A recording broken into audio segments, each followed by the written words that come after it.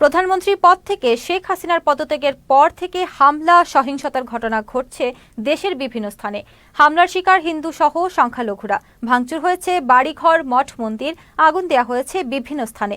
নিজেদের সুরক্ষায় এবার রাজপথে নামল সনাতন ধর্মাবলম্বীরা। বিকেলে রাজধানীর শাহবাগে জাতীয় জাদুঘর চত্বরে বাংলাদেশ জাতীয় হিন্দু ফোরাম, হিন্দু যুব ফোরাম ও হিন্দু ছাত্র ফোরাম কেন্দ্রীয় কমিটির আয়োজনে অনুষ্ঠিত হয় মানববন্ধন ও প্রতিবাদ সমাবেশ।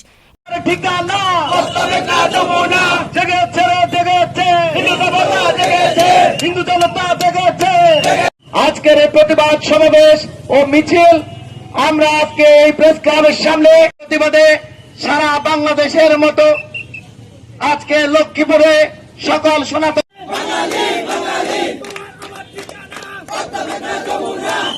এ সময় তাদের হাতে ছিল প্রতিবাদী ব্যানার, ফেস্টুন। কণ্ঠে ছিল সহিংসতার বিরুদ্ধে নানা স্লোগান।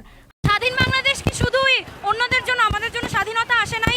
স্বাধীনতা শুধুই কি হিন্দুদের উপর? প্রত্যেকটা সময় আজ পর্যন্ত যেখানে যতই কিছু হয়েছে শুধু সংখ্যালঘুদের উপর অত্যাচার, অন্যায়, অবিচার সব সময়। আমরা কেন? আমাদের কি দোষ? কেন বারবার স্বাধীন করতে হবে? কেন? কাদের কাছ থেকে? কেন? এটা বিপ্লব বলেন, বিপ্লব। স্বাধীনতা বারবার আসে না।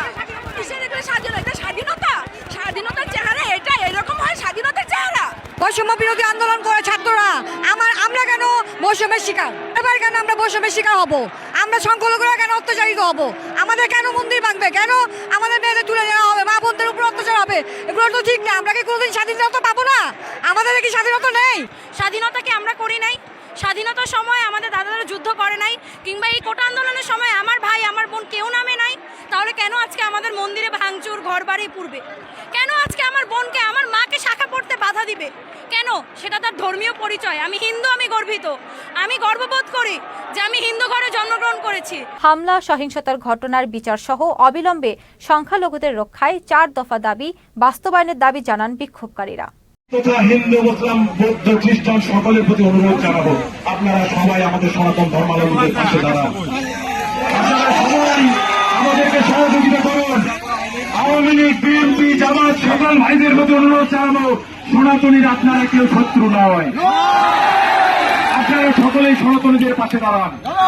আর যাতে কোনো নির্যাতন আমার সনাতনী ভাইদের না হতে হয়।